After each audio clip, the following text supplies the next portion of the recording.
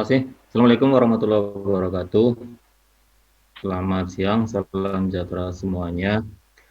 Sesuai agenda rutin kami setiap awal bulan, kami akan melakukan rilis terhadap indikator yang kami keluarkan tiap awal bulan. Jadi pada tanggal 3 Agustus 2020 ini, kami BPS akan merilis indikator inflasi, nilai tukar petani, perkembangan pariwisata, transportasi, dan indeks demokrasi Indonesia tahun 2019. Kita mulai dari indikator yang pertama yaitu inflasi. Inflasi di Kepulauan Riau pada bulan Juli 2020 mengalami deflasi sebesar 0,11%. Di Batam, bulan Juli 2020 terjadi deflasi 0,17%, sedangkan di Tanjung Pinang mengalami inflasi sebesar 0,34%. Sehingga bulan Juli 2020, Kepulauan Riau yang diwakili oleh Batam dan Tanjung Pinang mengalami deflasi sebesar 0,11%. Secara tahun kalender, mulai Januari sampai dengan Juli, Kepulauan Riau tetap mengalami deflasi sebesar 0,25%, begitu juga Batam dan Tanjung Pinang. Kalau kita bandingkan year on year, artinya kita bicara dari Juli 2019 sampai Juli 2020, Kepulauan Riau juga mengalami deflasi, tetap mengalami deflasi sebesar 0,33%. Begitu juga Batam dan Tanjung Pinang. Komoditas yang memberikan andil deflasi di Kepulauan Riau pada bulan Juli 2020 adalah angkutan udara.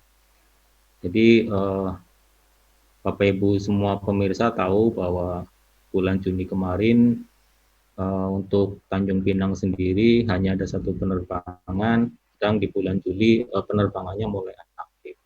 Tapi ya khusus untuk Batam sudah mulai penerbangan aktif itu sejak bulan Juni, sehingga bulan Juli timbul deflasi untuk angkutan udara. Itu untuk angkutan udara.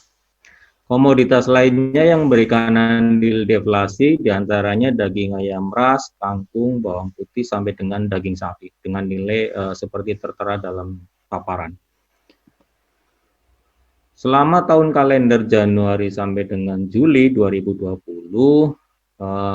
tetap mengalami deflasi Kepulauan Riau yaitu sebesar 0,25%, dengan andil inflasi selama Januari sampai Juli 2020 tetap dipegang oleh komoditas emas perhiasan. Itu masih memberikan andil inflasi walaupun secara setahun Januari sampai Juli 2020 Kepulauan Riau mengalami deflasi. Indikator berikutnya adalah nilai tukar petani. Nilai tukar petani di bulan Juli 2020 untuk Provinsi Kepulauan Riau mengalami penurunan sebesar 0,20% dibandingkan dengan bulan Juni. 4 subsektor mengalami penurunan, sedangkan 3 subsektor mengalami peningkatan, yaitu peternakan, perikanan, dan nelayan. Besarnya kenaikan dan penurunan bisa pemirsa lihat di dalam tampilan. Sedangkan untuk nilai tukar usaha pertanian sendiri, dalam hal ini kita mengeluarkan komponen konsumsi rumah tangga, itu tetap juga mengalami penurunan sebesar 0,38% dibandingkan dengan bulan Juni 2020. Tapi ada satu hal yang cukup menarik di sini, tanaman pangan itu mengalami kenaikan, sedangkan di NTP-nya mengalami penurunan. Artinya kalau kita keluarkan komponen konsumsi rumah tangga itu untuk subsektor tanaman pangan itu mengalami kenaikan dan nilainya masih di atas 100. Artinya teman-teman petani yang mengusahakan subsektor tanaman pangan di sana masih ada keuntungan walaupun nilainya mungkin tidak terlalu besar. Begitu juga untuk subsektor peternakan, perikanan, dan nelayan. Itu masih mengalami kenaikan dan nilainya masih di atas 100. Artinya indeks yang diterima itu masih lebih besar dibandingkan dengan biaya-biaya yang dikeluarkan oleh para pelaku pertanian untuk menghasilkan produk pertaniannya.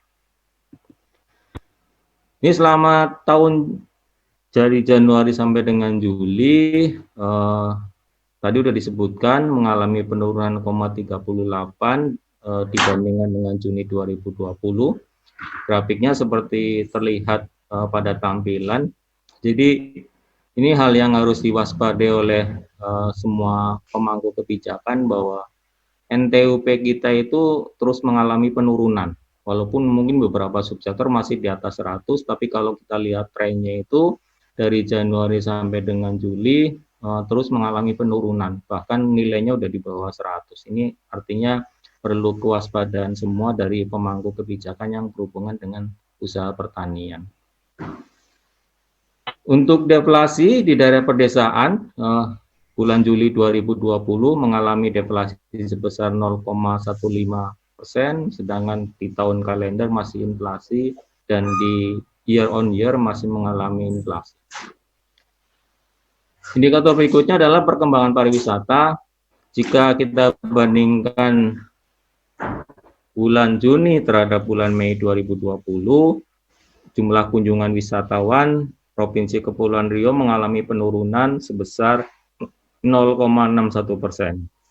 Sedangkan kalau kita bandingkan antara Juni 2020 terhadap Juni 2019, year on year, penurunannya cukup tajam, 99,33%. Tentunya teman-teman tahu semua bahwa kita sedang mengalami kondisi pandemi, sehingga penurunannya sampai 99,33%. Jumlah kunjungan wisatawan mancanegara dari Januari-Juni 2020 dibandingkan dengan Januari-Juni 2019 itu mengalami penurunan sebesar 71,28%. Kalau kita lihat pintu masuk, seluruh wisatawan yang berkunjung di bulan ini itu semuanya berasal dari Batam. Jika kita bandingkan dengan bulan lalu turun 0,72%, dan jika kita bandingkan year on year, artinya dengan bulan lalu tahun 2019 turun 98,98%. Ini negara-negara asal di mana wisatawan itu berkunjung ke Kepulauan Riau. Wisatawan asal berasal dari Singapura, Malaysia, Tiongkok, Filipina, dan sebagainya. Tapi secara kumulatif, kalau kita lihat dari Januari sampai dengan Juni 2020, wisatawan Singapura tetap menempati hampir setengah dari total wisatawan yang berkunjung ke Kepulauan Riau, hampir 45,66%. Negara utama asal wisatawan ke Kepulauan Riau selama kumulatif dari Januari sampai dengan Juni tetap Singapura hampir 46%, dan sisanya dari Malaysia, Tiongkok, dan sebagainya. Indikator berikutnya yang keempat adalah tingkat penghunian kamar hotel. Kita lihat bahwa secara month to month, artinya kita bandingkan Juni 2020 terhadap Mei 2020, mengalami penurunan sebesar 4,54 poin. Dan secara year on year, kita bandingkan Juni 2020 terhadap Juni 2019, mengalami penurunan sebesar 36,73 poin. Kalau kita lihat rata-rata lama menginap, itu juga mengalami penurunan dari 2,22 ke 1,93 hari. Itu penurunan untuk rata-rata lama menginap untuk tamu asing dan tamu Indonesia. Indikator berikutnya adalah perkembangan transportasi. Kita lihat bahwa jika kita bandingkan antara bulan Juni dengan bulan Mei 2020, ada perkembangan yang menggembirakan di sana bahwa penumpang pesawat itu mengalami kenaikan yang cukup signifikan dari 5.408 penumpang pada bulan Mei menjadi 68.000. Mengalami kenaikan sebesar 1.167,70%. Begitu juga untuk penumpang pesawat datang dan pesawat berangkat, juga untuk penumpang kapal, semuanya mengalami kenaikan. Mungkin ini berhubungan dengan kebijakan untuk melonggarkan PSBB atau melonggarkan transportasi udara dan laut, sehingga di bulan Juni itu kenaikan penumpangnya cukup signifikan. Jika kita lihat penumpang transportasi dibagi menurut penumpang pesawat datang dan seterusnya secara kumulatif gitu ya, secara Januari sampai dengan Juni 2020 dibandingkan dengan Januari sampai Juni 2019, year on year tetap turun gitu ya. Kalau yang slide tadi adalah bulan, sekarang adalah kumulatif selama Januari sampai Juni 2020 dibandingkan Januari sampai Juni 2019. Itu semuanya mengalami penurunan baik laut maupun udara. Untuk angkutan udara domestik antara bulan Juni dibandingkan dengan bulan Mei tadi udah dijelaskan mengalami kenaikan yang cukup signifikan gitu ya, karena ada pembukaan atau pelonggaran itu, tapi dibandingkan dengan bulan Juni tahun sebelumnya turunnya cukup signifikan juga 84,42%. Secara kumulatif kita sudah tahu bahwa Januari Juni 2020 itu turun 38,55% dibandingkan dengan Januari Juni 2019. Untuk penumpang angkutan udara internasional kelihatan di sana bahwa secara month to month tadi mengalami penurunan baik untuk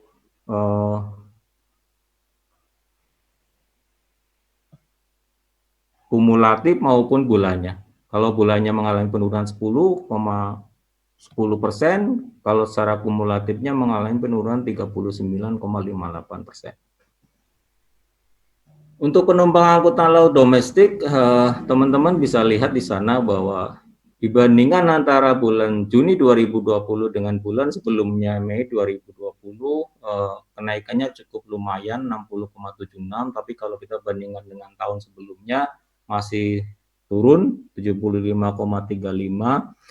Secara kumulatif dari Januari Juni 2020 terhadap Januari Juni 2019 juga masih turun 35,70%. Untuk angkutan laut internasional masih sejalan kalau kita bandingkan dengan bulan Mei 2020, bulan Juni 2020 itu kenaikannya cukup signifikan 82,79% itu bulan ke bulan, tapi kalau kita bandingkan dengan tahun sebelumnya turunnya juga jauh sekali 99,55%. Dan kalau kita bicara kumulatif Januari ke Juni 2020 dibanding Januari Juni 2019 penurunannya juga cukup besar 62,71%. Berikutnya adalah bongkar muat. Ini kita bandingkan bulan Juni 2020 terhadap Mei 2020 itu naiknya cukup signifikan 122,83%. Tapi kalau kita bandingkan dengan Juni tahun lalu itu turunnya hampir setengah. Itu kondisi yang berhubungan dengan bongkar muat, bagasi, dan barang angkutan udara domestik dan internasional dalam ton. Ini yang kita lihat di angkutan laut, ini agak berbeda dengan angkutan udara karena di angkutan laut itu baik month to month maupun kita bandingkan dengan kondisi Juni 2019 tahun sebelumnya, kedua-duanya arahnya naik. Kalau bulan ke bulan naik 1,42, kalau tahun ke tahun atau year on year, Juni 2020 dibandingkan dengan Juni 2019 masih naik 16,05%. Itu 4 indikator yang rutin kita rilis setiap awal bulan. Berikutnya saya coba rilis indikator yang cukup penting gitu ya, yang berhubungan dengan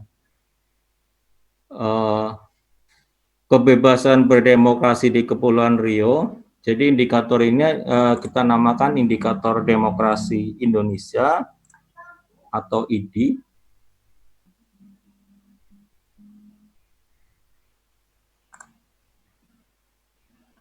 Saya coba share screen. Oke. Jadi bulan ini, Agustus 2020, BPS seluruh Indonesia termasuk Kepulauan Riau merilis Indeks Demokrasi Indonesia untuk kondisi tahun 2019. Nah, bagaimana perkembangan Indeks Demokrasi Indonesia untuk tahun 2019 di Kepulauan Riau? Hasilnya adalah seperti ini. Jadi Indeks Demokrasi Indonesia ini dirilis biasanya setahun sekali gitu ya, tahun sekali, biasanya lag-nya 1 tahun. Jadi di Agustus ini kita memotret kondisi IDI 2019. Nah, IDI merupakan usaha bersama sejak tahun 2009 antara BPS, Kemenpolhukam, Bappenas, dan Kementerian Dalam Negeri. Jadi 4 kementerian dan badan ini bekerja sama untuk merilis Indeks Demokrasi Indonesia. ID adalah indikator komposit yang menunjukkan tingkat perkembangan demokrasi di Indonesia. ID adalah fact-based information, bagian dari upaya pengembangan a culture of evidence-based decision making yang sesuai dengan Deklarasi Dunia tentang Statistik di Istanbul, Turki 2008. Setiap angka ID mempunyai makna yang terkandung di balik semua indikator yang digunakan. Nah, indikatornya apa saja? Komponen ID terdiri dari 3 aspek, 11 variabel, dan 28 indikator. Ketiga aspek itu meliputi yang pertama, aspek kebebasan sipil, variabelnya adalah 1, kebebasan berkumpul dan berserikat, kebebasan berpendapat, sampai dengan kebebasan dari diskriminasi. Tiap variabel ada yang 2 indikator dan ada yang 3 indikator. Untuk aspek hak-hak politik mempunyai 2 variabel dan 7 indikator. Sedangkan untuk lembaga demokrasi mempunyai 5 variabel dan 10 indikator. Jadi itu yang kita ukur untuk mengeluarkan Indeks Demokrasi Indonesia terutama untuk Kepulauan Riau. Nah, sumber datanya dari mana? Sumber datanya dikumpulkan oleh BPS dari dokumen, dari potongan surat kabar, media, focus group discussion, big data, dan wawancara mendalam. Itu sumber data yang kita kumpulkan untuk mengeluarkan indikator demokrasi Indonesia. Bagaimana pembobotannya? Jadi dari 3 aspek yang tadi disebutkan di atas, masing-masing punya bobot yang berbeda-beda. Bobot paling besar ada di hak-hak politik sebesar 0,413 poin, dan sisanya ada di kebebasan sipil dan institusi demokrasi. Tiap aspek ada beberapa variabel, gitu, seperti yang dijelaskan di depan, dan setiap variabel itu mempunyai bobot yang berbeda-beda. Ini pembobotan untuk mengeluarkan Indeks Demokrasi Indonesia. ID 2019 dipengaruhi oleh berbagai situasi, diantaranya menurunnya tensi dan polarisasi politik di Kepri menjelang dan setelah pemilu serentak, perbaikan regulasi, menurunnya demonstrasi di Kepulauan Riau selama 2019, peningkatan alokasi anggaran kesehatan dan pendidikan, dan tersedia informasi di APBD. Itu fenomena-fenomena yang ikut mendasari keluarnya nilai Indeks Demokrasi Indonesia di Kepulauan Riau. Kita lihat hasilnya. Indeks Demokrasi Kepulauan Riau tahun 2019 sebesar 81,64 poin. Terdapat kenaikan dibandingkan dengan indeks tahun 2018. Jadi teman-teman lihat bahwa 2018 itu ID Kepulauan Riau hanya 79,19 poin.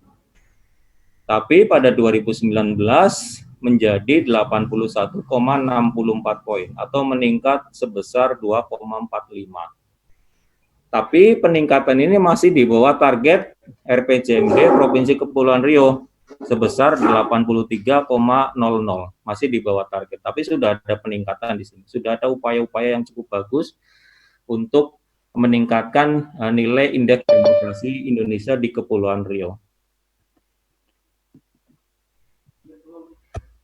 Seluruh aspek dalam pembentukan angka ID Kepri tahun 2019 secara umum mengalami kenaikan. Secara umum mengalami kenaikan. Untuk indeks aspek kebangsaan kebebasan sipil sebesar 92,66. Maaf, sebentar.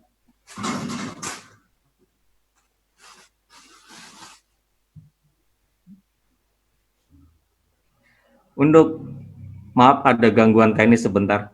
Untuk indeks aspek hak politik naik sebesar 0,76 poin, untuk aspek kebebasan sipil naik 1,61 poin, dan untuk lembaga demokrasi naik sebesar 6,20 poin.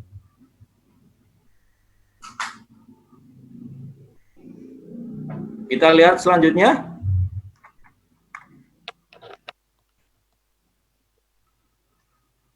Kita lihat per variabel di sini. Di sini mungkin tidak akan saya jelaskan satu-satu, nanti teman-teman bisa ambil slide-nya sendiri. Concern-nya adalah pada variabel yang penurunannya cukup besar di sini, yaitu hak memilih dan dipilih serta pemilu yang bebas dan adil. Di sini penurunannya cukup besar gitu ya dibandingkan dengan 2018. Fenomenanya karena apa? Jadi kalau penurunan variabel hak memilih dan dipilih di sini terjadi penurunan yang cukup besar dibandingkan dengan tahun lalu karena ada kualitas DPT pemilu 2019 yang mengalami penurunan. Terus pemilu yang bebas dan adil juga mengalami penurunan karena apa? Adanya peningkatan keberpihakan penyelenggara pemilu di level penyelenggara paling bawah. Jadi contohnya ada money politics di situ. Itu fenomena-fenomena yang menyebabkan variabel itu mengalami penurunan yang cukup besar. Itu yang berhubungan dengan penurunan di variabel-variabel yang berhubungan dengan 3 aspek yang tadi. Selanjutnya, terdapat peningkatan yang signifikan pada indikator nomor 2 yaitu ancaman penggunaan kekerasan oleh masyarakat yang menghambat. Artinya sekarang sudah tidak ada gitu di 2019, jauh lebih bagus dibandingkan dengan 2018. Fenomenanya adalah tahun 2019 tidak ditemukan kasus yang berkaitan dengan indikator ini, sehingga nilainya naik di sana, nilainya 75. Sedangkan pada tahun 2018 masih terdapat kasus yang berkaitan dengan indikator nomor 2 ini, yaitu pernah ada kejadian di Batam tahun 2018. Nah, 2019 kejadian-kejadian seperti itu tidak ada, sehingga indikator ini nilainya naik. Selanjutnya,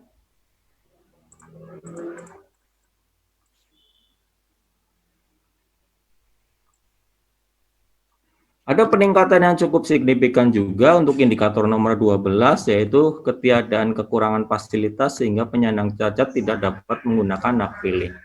Nah, ini untuk tahun 2019 sudah cukup bagus gitu ya untuk penyelenggaraan pemilunya, karena TPS memberikan kemudahan akses bagi penyandang disabilitas.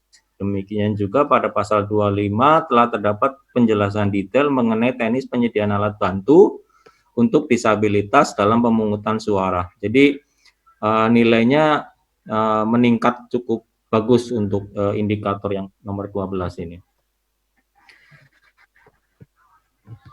Untuk indikator nomor 23, kegiatan kaderisasi yang dilakukan partai peserta pemilu, keberpihakan penyelenggara pemilu tercatat mengalami peningkatan. Indikator 18, mayoritas temuan keberpihakan adalah pengistimewaan salah satu kontestan pemilu. Itu kejadiannya tahun lalu gitu ya. Nah, untuk tahun ini hal-hal seperti itu sudah tidak terjadi sehingga nilainya naik. Nah, kalau kita lihat secara nasional dibandingkan dengan provinsi yang lain, posisi Kepri itu ada di mana?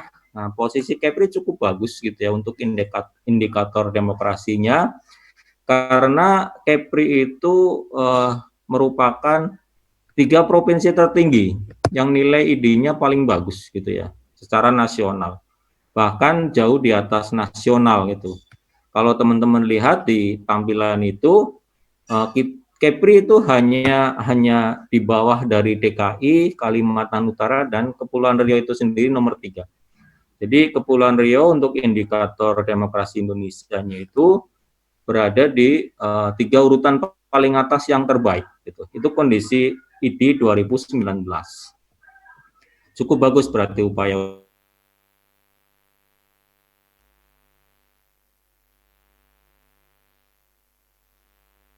Di Provinsi Kepulauan Riau sebesar 81,64 telah melampaui target yang dicanangkan oleh pemerintah dalam RPJMN 2015-2019 yaitu 75 pada 2019 walaupun masih di bawah RPJMD ya, tadi udah jelaskan di depan, tapi secara nasional jauh di atas target RPJMN. Jadi Provinsi Kepulauan Riau meningkat karena adanya peningkatan pada seluruh aspeknya, di 3 aspek yang dijelaskan tadi. Yang kedua, Peningkatan aspek lembaga demokrasi tidak lepas dari kinerja pemerintah daerah, terutama terkait indikator pada aspek ini, yang merupakan ranah pemerintah seperti alokasi anggaran pendidikan dan kesehatan, penyediaan informasi APBD oleh pemerintah daerah, berkurangnya penghentian penyidikan yang kontroversial oleh jaksa atau polisi. Yang ketiga, aspek yang ketiga adalah peningkatan aspek kebebasan sipil, dipengaruhi oleh semakin kondusifnya tensi dan polarisasi politik menjelang dan setelah pesta demokrasi. Dan kesimpulan terakhir, yang keempat adalah peningkatan aspek hak-hak politik. Jadi ada 3 aspek, nah ini aspek yang terakhir, peningkatan aspek hak politik, didukung ketersediaannya fasilitas kelompok penyandang cacat, partisipasi masyarakat dalam menggunakan hak pilihnya, dan menurunnya demonstrasi di Provinsi Kepulauan Riau selama tahun 2019. Jadi peningkatan ketiga aspek inilah yang membuat nilai indeks demokrasi Kepulauan Riau meningkat dibandingkan tahun 2018. Peningkatannya menjadi 81,64. Itu beberapa hal atau beberapa indikator yang kami rilis, yang BPS rilis sepanjang Agustus 2020. Nanti tanggal 5 kami akan merilis kembali mengenai pertumbuhan ekonomi. Begitu, semoga dapat bermanfaat, memberikan informasi kepada semuanya, kepada masyarakat, kepada stakeholder, semuanya, untuk penentuan kebijakan selanjutnya dan untuk memberikan informasi perkembangan hal-hal yang berhubungan dengan indikator yang kami hasilkan. Begitu, saya akhiri rilis ini. Terima kasih atas perhatiannya. Assalamualaikum warahmatullahi wabarakatuh.